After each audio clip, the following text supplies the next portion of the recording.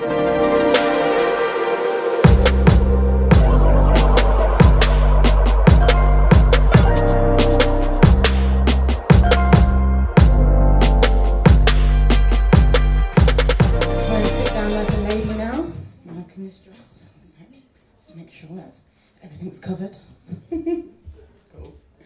good evening, everybody.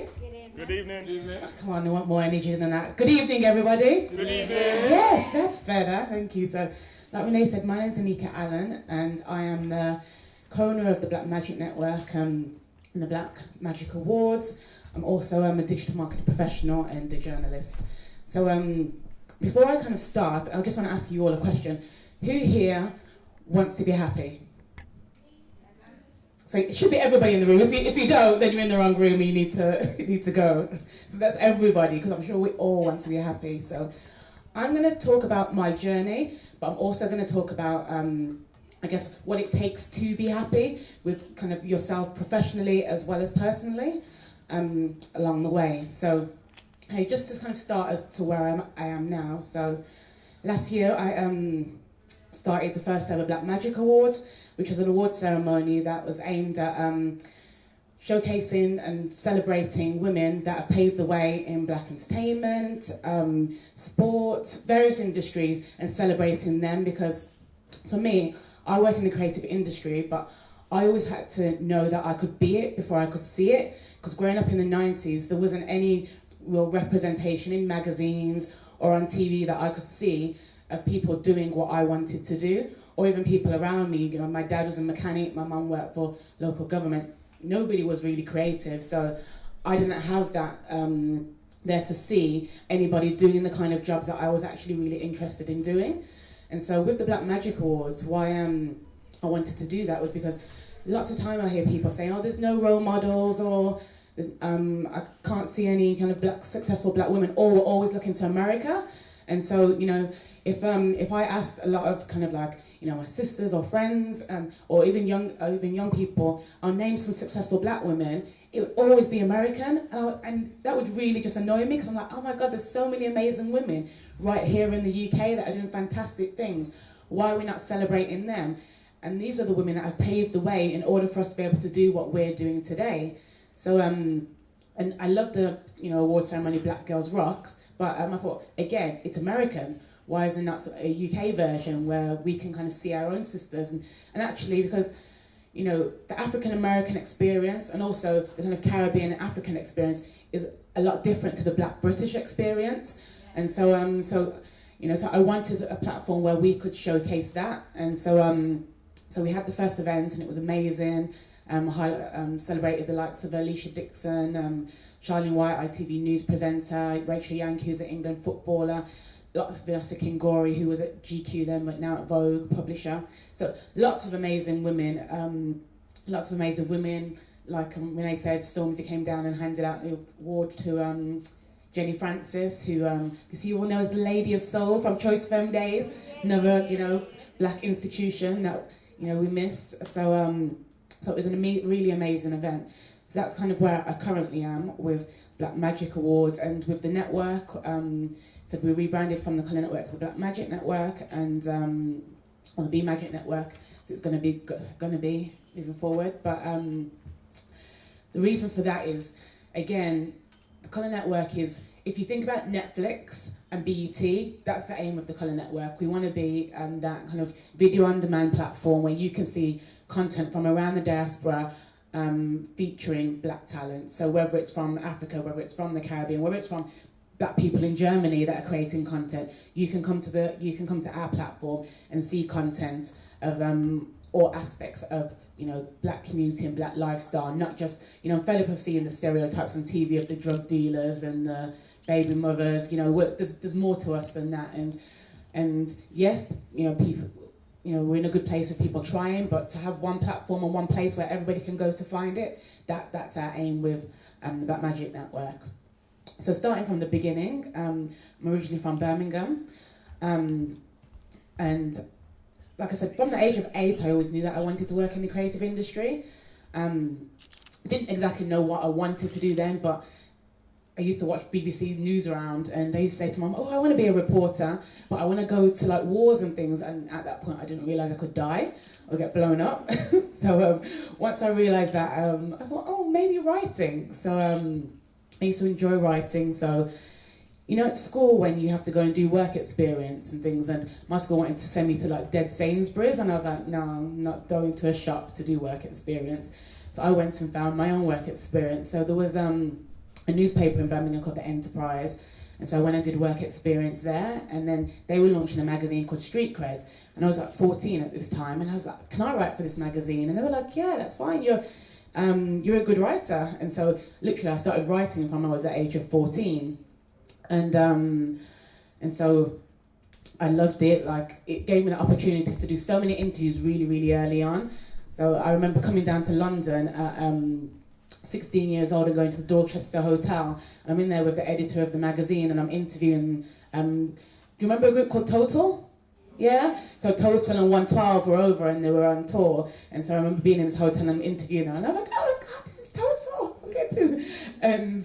And then I remember Jermaine Dupree, at the time, who was really big with what he was doing with So Deaf, and he had a press conference and did that. And even though it wasn't legal to be in this club, he had a party after, and we were like, "Let's go to the party." So I went to this party and ended up having to sleep in Euston Station because we missed the last train home. And my mum going, "Where are you?" And I'm like, "Sorry, Mum, I'm in Euston." So okay, Mark's with me, I'm safe, but I won't be home till tomorrow. Because literally you had to sleep in the station till the first train and then go straight to college. And so I love journalism, so I decided to do that as a degree and moved to London to study that at the London College of Communication. I actually hated university because, you know, my course was very, you know, there's only like 2 other black people on my course, I don't think there was any other black people on my campus at the time, and they didn't have any extracurricular activities outside of the creative stuff that was happening at university. But luckily, I'm a twin, and so my sister's university, she went South Bank, her university was Bashry. So to have fun, I just go to her university and just do the fun things there and get my head down. And actually, it kind of paid off because while my sister and my other friends that I lived with during uni, they all kind of ended up with like 2 2s or 3s when they finished. I got a 2-1, and I was like, it's because all I could do was go to university and study. I couldn't have any extracurricular fun. But while I was at university, I just made sure I did lots of work experience, because that was a time where actually, because I had the student loan, even though I still worked while I was at university, it was a time where I could work for free, because in the creative industry, they make you work for free. They're trying to clamp down on it a bit now, but when I first started, it didn't matter, you had to work for free, and that's why it was then, and it's still now very white, very middle class, because, you know, not everybody can go out there and, you know, give their time for free to succeed. And by the time I graduated, yes, I was writing for all these publications, I was getting to interview the likes of, over the years I've interviewed so many different people, from the likes of Idris Elba to Janet Jackson, and got to go to amazing concerts and holidays, and the perks are great, but ultimately in journalism, you're waiting for invoices to get paid, and when they're not getting paid and I need to keep the lights on, it's like, okay, well, what else do I need to do to get some money coming in, because this isn't cutting it. So I migrated into TV production and worked my way up from a runner to a producer, working on lots of reality entertainment formats for the likes of Talk Back Thames, to Make The Apprentice, worked on a show called 10 Years Younger, that aired on Channel 4, lots of different shows over the years, and love TV production, but you can't have a life when you're working in TV, because it just literally takes over your life. There's no set hours. They make you sign away you waive your rights to kind of the legal working hours that the European Union sets. So literally you could be starting at like 8, 9 and be finishing at like 10, 11 o'clock at night. But I enjoyed it, but I missed doing the journalism side as much. So towards the end of kind of TV, I got introduced to a guy who was a graphic designer, and he'd launched the first issue of a magazine called Flavour, but then it was a black men's lifestyle magazine like your Double XL and your King that they have in America. So we met, and I said, oh, I've always had the idea of doing my own magazine, but I'm not interested in men, I'm interested in young people, youth lifestyle, music, entertainment. how do you think about flipping it and changing the theme? And he was like, well, I don't know anything about editorial, so if that's what you want to do, let's just do it. And we didn't know each other, but that's how we became business partners. And so Flavourmag was a really exciting time for me. Like in the beginning, it was tough because doing full-time in TV production, then getting home and writing, and then trying to build a team.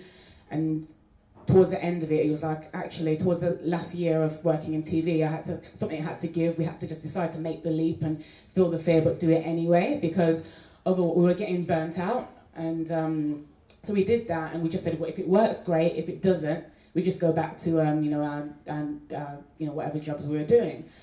And so Flavour was an amazing experience for me, because we did lots of events to market the business, from live music events to kind of fashion shows, and just built a really amazing team, nurtured a lot of people along the way. So it's really nice when I hear people say, oh, I learnt so much from you working on the magazine, and seeing how they've developed and where they've got on now.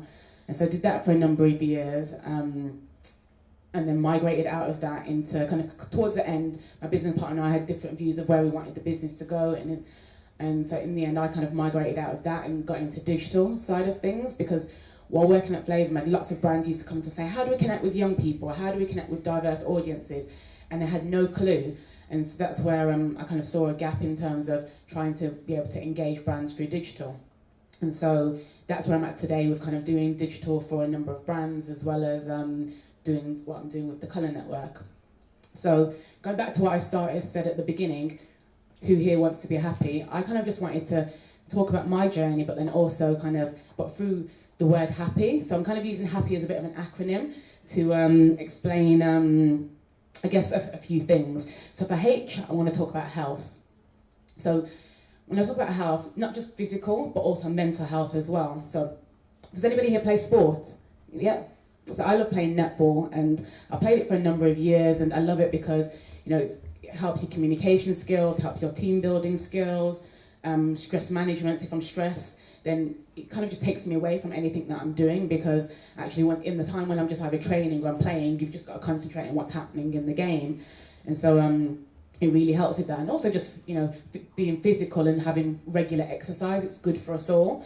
Especially kind of, with as black people and the kind of food that we like to eat, sometimes some of us might look slim on the inside, but you don't know what's happening on the on the outside, but you don't know what's happening on the inside. So it's good to just get that exercise. So even if you're just walking, it's like actually just try and do some physical form of activity. I have a blood disorder called sickle cell. Do you guys generally? Yeah, most know what sickle cell is. And I mean, to be fair, I don't really tell very many people that I have sickle cell anemia. I just kind of get on with things, but I've learnt over the years, there's been plenty of occasions where I've done so much and ended up burning myself out, because I know what my triggers are. It's if I'm really stressed, if I haven't eaten properly, extreme temperatures. So if I go somewhere from it's really hot to really cold, if I'm just out in the cold for very long, these are things that can trigger what they call a crisis, where I have like extreme pain. And so I've learnt over the years to try and balance my kind of work life, because otherwise if I don't, then I end up having a crisis, and then that knocks me out for a week. And that's a week where, especially when I'm freelance, if I'm not working, then I'm not earning.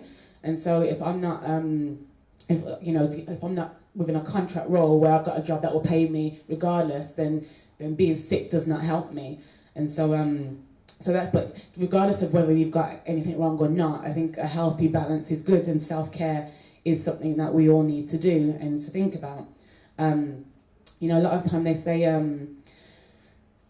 we all have mentally as well, it's about trying to push negative thoughts out our minds as well, because we all have those times where you might have negative thoughts, or maybe limiting beliefs that from childhood that our family might have put on us, and it's thinking about how do we get rid of those and those subconscious thoughts and things, and also just well-being. A lot of the times, what's the typical? So if I said to you now, how are you? What would you say? That's fine. That's like the general go-to for everybody, isn't it? Fine. Really, even when we're not fine, we're fine. And sometimes, as black women, we're always told to be strong, and you always think you have to be strong, and we don't allow ourselves to be vulnerable. And And so I think I just want to implore you not to be afraid to do that. But then also as well, if you've got people in your life that you care about, and maybe if they are saying they're fine and you actually think that they're not, a technique that I try to use is ask your friends how are they feeling on a scale of 1 to 10. Like 1 being horrible, 10 being good, kind of thing. And wherever they say they're on that scale, then you know actually if they're saying they're a 5, or if they're a 4, or if they're a 6, then something's up. They might not want to be willing to tell you right this second, but actually something's wrong, so you need to be there for them as a friend. So, because I think as people, there's a saying kind of like if your cup isn't full, then you can't help anybody else. So we have to be able to help people with that overflow. So once you're happy and once your cup is full, then with that overflow you can give to everybody else and you can help others. But if it's not, then you can't do anything for anybody else. So it's just remembering to keep that in mind. And so the A in happy, I'll make it stand for attitude. So when I say attitude, particularly when it comes to black women, attitude is always seen as a negative thing, and I hate that. And so I think attitude is a positive thing in terms of the attitude and the mindset we have for things. And so I think attitude and how you start your day is how it will go on. So one of the things, so earlier Rachel was talking about habits, and one of the things is about thinking about the daily habits that you have and how you start your day. And so digital is part of my life, and we all have the times like in the morning the first thing you do is pick up the phone and you're on Instagram, Facebook, Twitter and things, but actually I've learned over time that actually isn't healthy, and so I do try and avoid that in the morning, to try and not pick up my phone as the first thing that I do. It's about I try and have maybe like hot water and lemon, try and do some stretches, maybe listen to maybe like say a positive affirmation, or listen to a positive song, or positive video on YouTube. There's if you just put in inspiration online, there's lots of things that will come up. But I think it's about thinking about how you start your day, because if you start your day up and things go wrong, it's about the mindset in terms of thinking about how you change that, and always trying to believe in yourself. So earlier I mentioned limiting beliefs, so I kind of just want to say a couple of things that you can help you kind of figure that out in your head. So if you've got a limiting belief and you think, so say you want to do something, you like applying for a job. Men apply for jobs that they're not even qualified for. Look at Trump, he's in the White House. He wasn't qualified to be president, but he got that job. And so men do that on just a normal day-to-day basis. They'll see a job description online and they'll be like, actually, I haven't got those skills, but I want this job, so I'm still going to go apply for it. Whereas women will say, actually, I haven't got those skills, so I'm not going to apply for it. And actually, that isn't how we should think. We should be just as confident and as bold as men and go for it. All people can do is say no, and if it's a no, then it might be a no now, but it will be a yes later on down the line. So sometimes any kind of limiting belief that you have, sometimes it's about writing that down and acknowledging what that belief is. And so, because that belief isn't a truth, it's just what you believe, but it's not necessarily the truth or the reality of the situation. And then just think about it in a different way and just see what happens. You never know, you could have success, you might not, but at least you tried, and at least you're trying to change your mindset. So that was A for attitude. And the next one that I have is P, and that's for people. And so the people that we have around us are very important. I'm one of those lucky people where I've got lots of amazing friends and family in my life. And some of my friends I've literally known since we were born, like our parents knew each other, we went to school, college, university together. And moving to London, I don't have any family in London.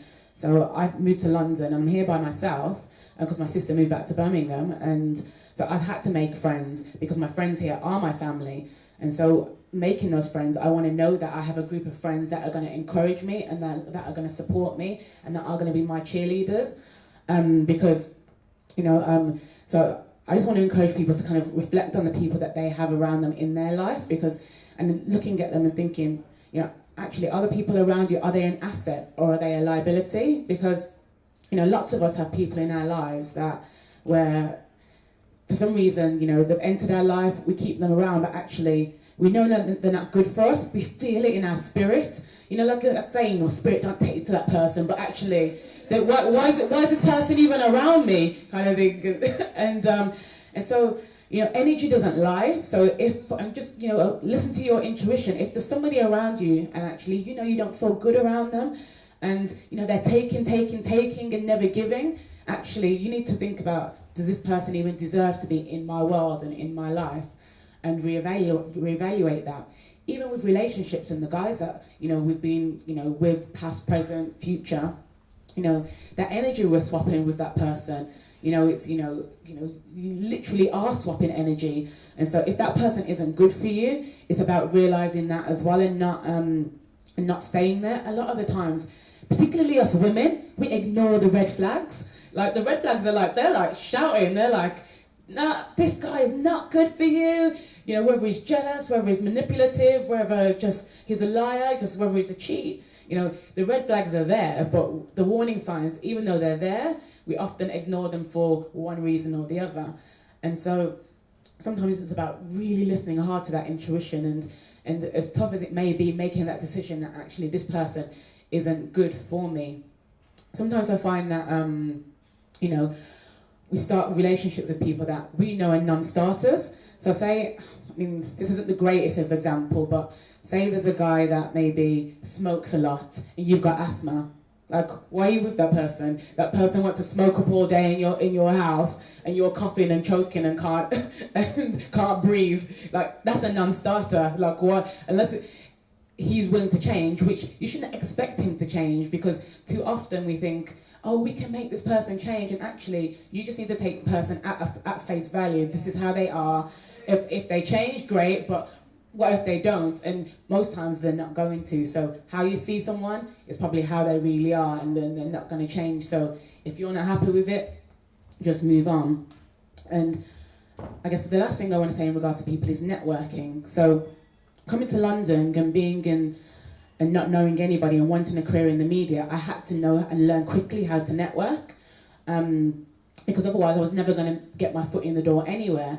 And, you know, in the media industry, as I said earlier, it's very white, it's very middle class, it's, you know, very much a boys' club. You know, even now, only kind of 0.2% of there are only 0.2% of black journalists, and like in newsrooms, it's like 94% white. And so to try and get into this industry as a woman and as a black woman, it's even doubly hard. There's lots of times where I was at places and people be like, oh my God, Anika, you're black and you're a woman and you're from Birmingham? Wow, you're rare.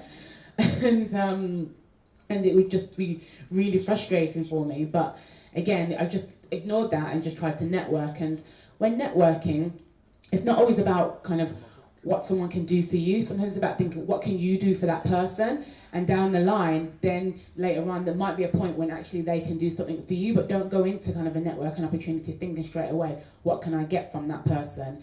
And so if you go to a networking event, you know, smile, try and be approachable, and just have a goal. So if it's a case of I want to speak to 5 people, and that's the goal that you want to set, then just do that and just feel the fear and just do it anyway. You know, it's nothing's going to happen if you go there and talk to somebody and, you know, just put your best foot forward.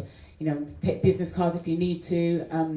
One of the good things is I've got quite a good memory, and I'll either always remember someone's name, and if I don't remember their name, I'll remember their face, but I'll remember something about them. So it's always good to write something down about that person. So if you see them the next time, then you remember, you're like, I remember this about that person, because people like the personal things that you remember, and it makes them want to talk to you even more.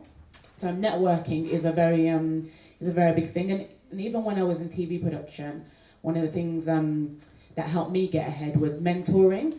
Because I managed to seek out a mentor, and this mentor kind of guided me a lot on TV and helped me know what I needed to do. And one of the things that, like, I'm not a drinker, I'm not a massive drinker, but one of the things in TV people have to do is go to the pub to kind of hear what the next production is crewing up, and just to network and to build those relationships. So I'd force myself to go to the pub after if people were going, and to have one drink, so I'd just be around in that environment.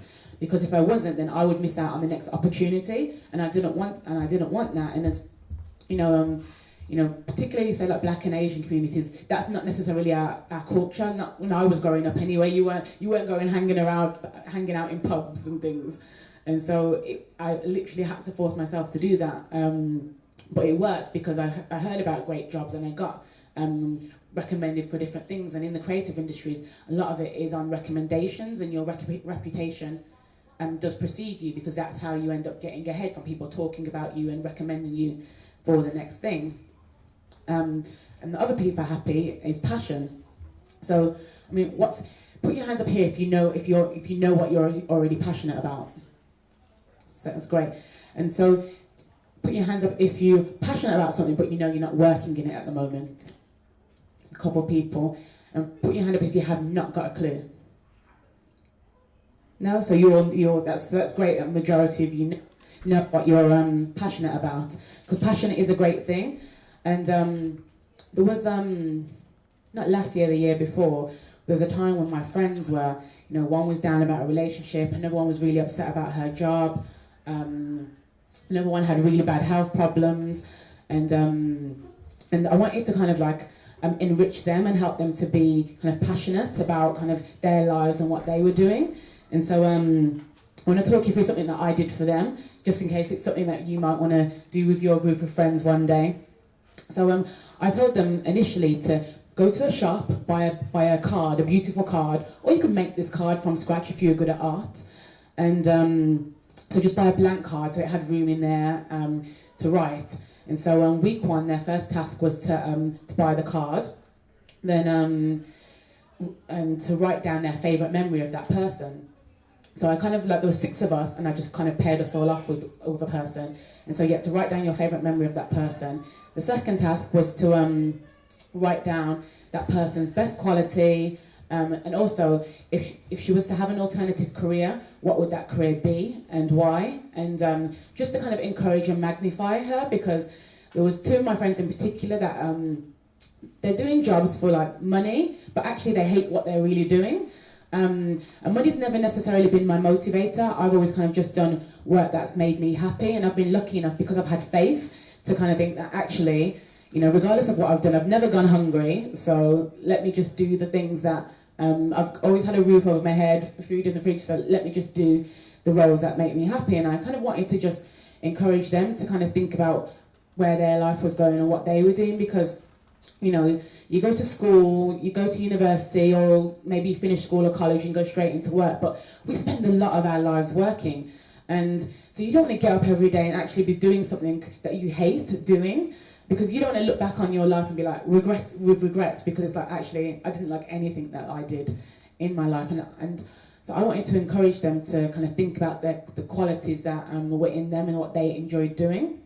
And so week 3, ask each of us to kind of just spend time thinking about that friend, pray for them, meditate. If prayer is not your thing, meditate on them, or turn on some music that you think reminds you of them, but not too loud so they would start singing. It was just encouraging them to kind of take kind of 30 minutes out their day to kind of really think about themselves and that person, because 30 minutes might seem long, but sometimes you just have to take that time to be still.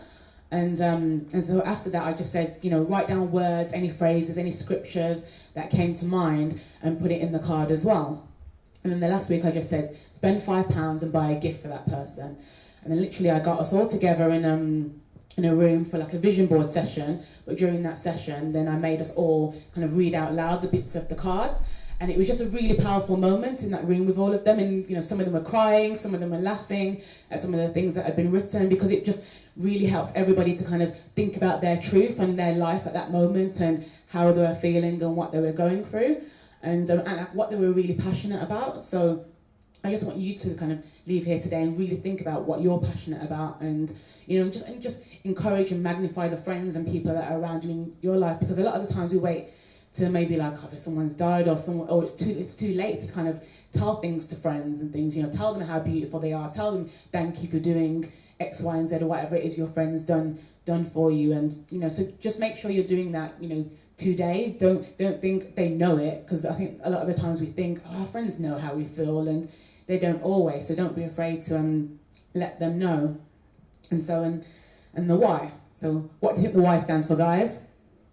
You. So, as black women, how the world sees us and the reality of who we are two different things. You know, a lot of the time, you know, you see the stereotypes, you know, on TV half the time it's, you know, the angry black woman, it's the loud black woman, or we're shown as highly sexual, all these different stereotypes within the media that you know, yes, there are some black women out there like that, but then there are also many different types of black women as well, and so it is hard to kind of try and be authentic, but I just want to encourage you to kind of to not trade in your authenticity for approval or be something that you're not. You know, in the workplace, we all have to do kind of what the industry call code switching. Have you ever heard that term, code switching? So code switching is kind of like how you change up your communication depending on who you're talking to. So at work, when I answer the phone and people call me when I'm working, we're like, "Hi, Annika Allen speaking." And then if I'm at home, it's like, "Oh yeah, well, Gwanga, how you doing?" Like, and that's what code switching is in terms of how you change your communication style.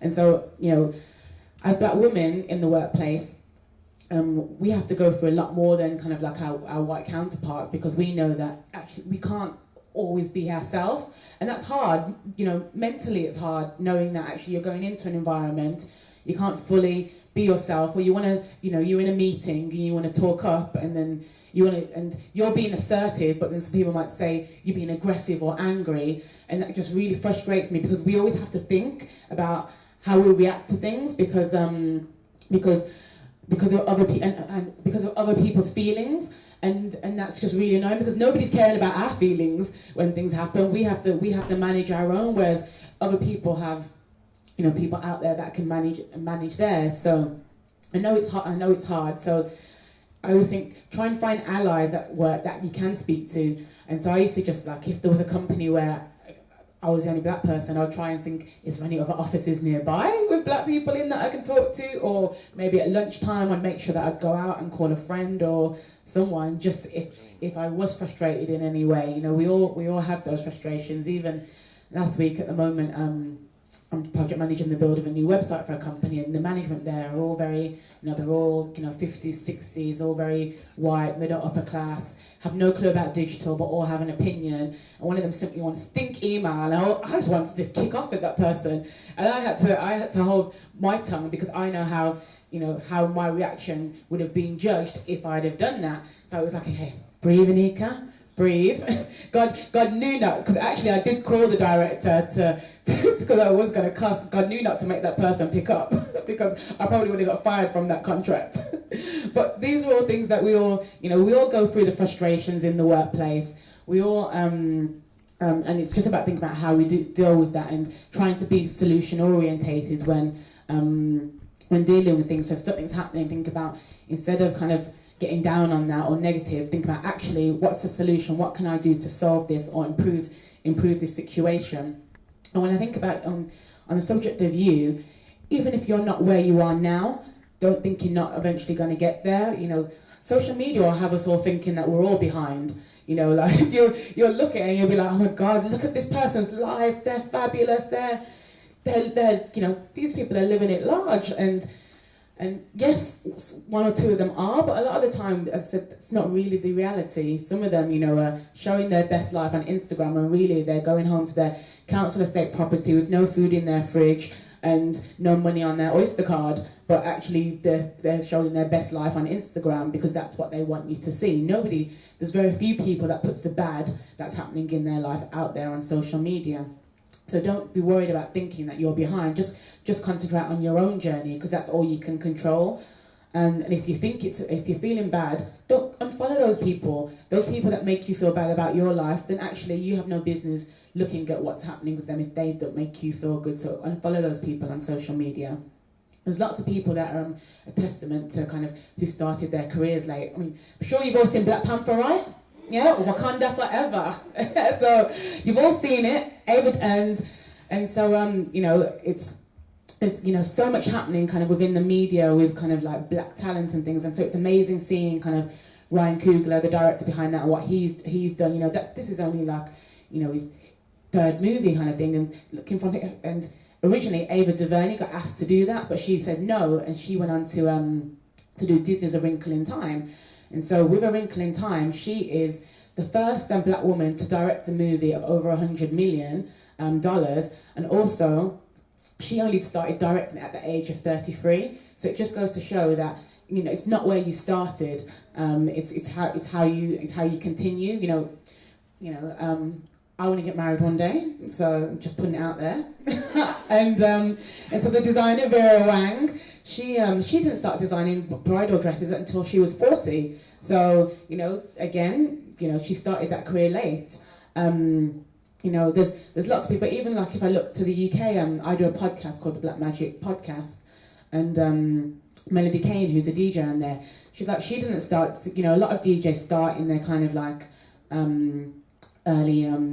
late teens, early 20s. She started way later than that, getting into DJing, and she's this successful international DJ now, flying all over the world, working for lots of different brands. And so, it doesn't matter about your age, it just matters about what you do to kind of achieve and get to your goal. So it's about putting those plans in place for you to get there, and putting those SMART goals in place. So if you've all heard of SMART goals, it means being specific, being measurable, attainable, relevant, time-bound. Kind of that's what SMART goals stand for. So it's about just thinking about those things and just doing things slowly. So having that kind of 5-year plan, but then working backwards from there.